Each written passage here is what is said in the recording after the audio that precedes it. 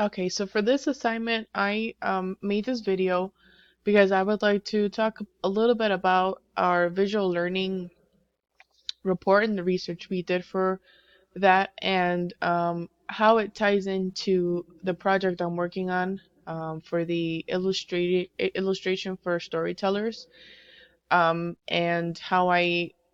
um, how visual learning is very important, not just for an artist, but really for anyone who struggles to learn from the written word. And in the research that I did for my report, probably the most important thing that stood out to me was Melanie West, and she's an educational psychologist, and she struggled with chemistry, and her father was an inventor, but he was also a high school dropout, and he couldn't finish traditional schooling the way everyone else did. He needed something different, and she based her learning with the right side of the brain, books and series and workshops, on the fact that not everyone learns the same way, and a lot of children and people need visual aids and visuals to learn, because not everyone can read and remember just text, which actually happens to me too. I need to see things and touch them. So I'd like to play this for you because I think this is very important for visual Really important aid. people coming to our home to ask my father if their ideas would work. So one day when I'm struggling along with chemistry, I decide to ask my dad, how do you know if something's going to work? How do you know when you know something? And he said to me the most profound thing. He said to me, I can picture it in my mind. And it was as if something cracked open inside of me, and I got it. These chemistry words were not making pictures in my mind, but I also understood I've got to figure out a way to make pictures, or I'm never going to be able to read and learn from this textbook. Now, today, neuroscience has a very good understanding of what was happening to me. If you comprehend a word, your brain triggers a simulation. When you comprehend the word jump, your brain fires off a neurological pattern that is very similar to the same pattern you use to physically propel your body. Your brain experiences words. Okay, and I thought that was the most interesting part of this video. And she uses this theory in her website and in her teachings. And another thing that I thought was really important that she said in her research was that text can sometimes block comprehension. So that's why some children and some people can't learn by reading a textbook or just reading instructions. They need to actually see someone putting things together to be able to comprehend it, because text will block their comprehension. So now, as I relate this to my workshop, the illustration for storytellers, the idea for this community workshop is to be in a very friendly environment where I would conduct workshops and show people how someone who cannot draw from their imagination, which is me, can be very creative. So um, what I have been doing, and I show some videos before of me trying to draw digitally with Adobe Illustrator, and I was really struggling, and I just couldn't get the imagery that I wanted, and I was very frustrated.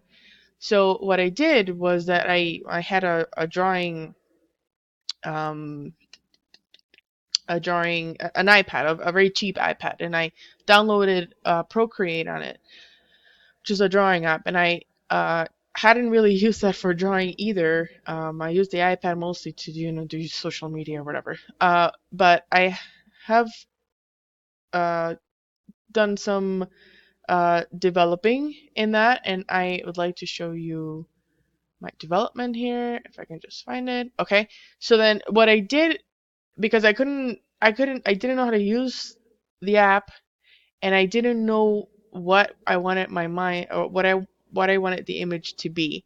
So then what I did was that I went and I grabbed sections of my favorite illustrators out there, and I made a collage in Photoshop, and that's what you're seeing here.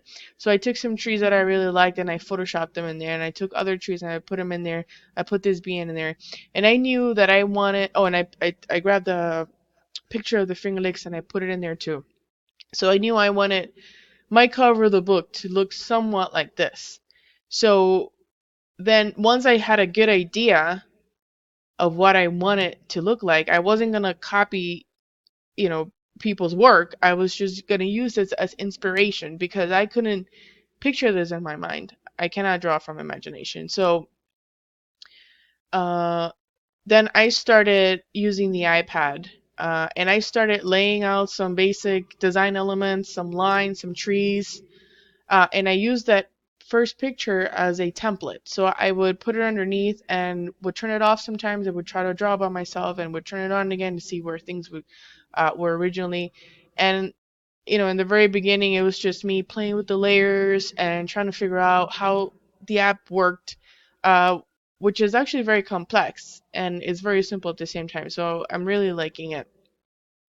And just laying down some colors and some outlines, and then trying to play with space and some shadows, and just more design elements there, just trying to figure out how the brushes worked, how to do the blend mode. And there's actually a lot you can do. You can do really complex illustrations on even um, a cheap iPad. So I also wanted to practice faces because I'm going to have a couple of kids from different races and backgrounds in this book.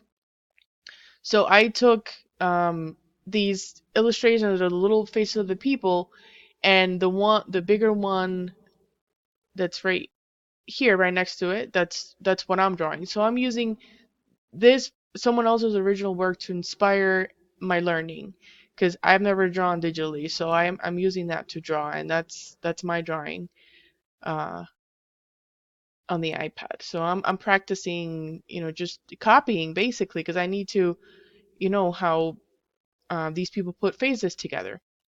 And then I grabbed another illustrator, a picture of a bear that I really like, and I started to just draw it too. So you know, uh, oh yeah, here's a video.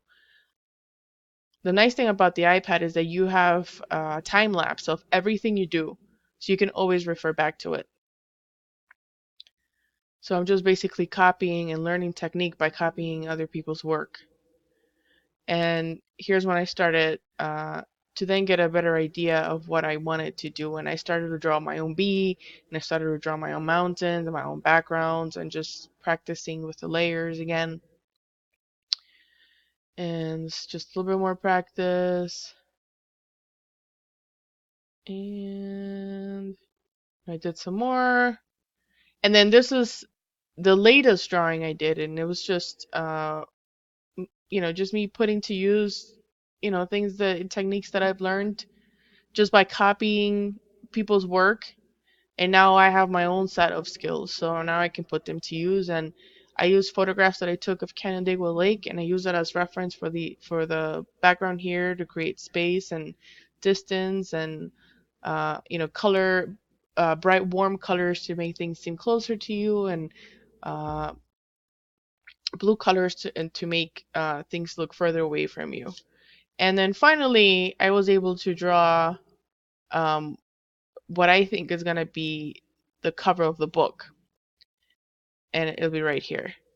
So if you remember the original uh, collage from all these people's, different illustrators, then I was able to come up with my own drawing. And this is all drawn with the app. And I, designed my own bee, and I did my own clouds and my own trees, but I really needed that original inspiration.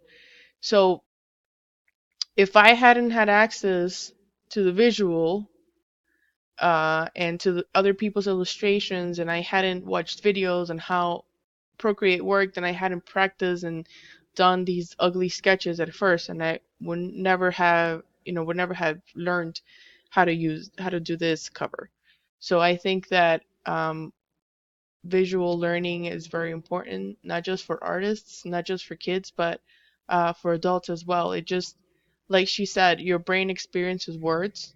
So it's important for, instead of you reading a word and trying to, um, get a definition for it, if you see it, your brain doesn't have to work the extra mile of trying to define the word, but you already know what it means. So it's just, faster processing. So, okay, that's all I have to say, and thank you for watching. Bye.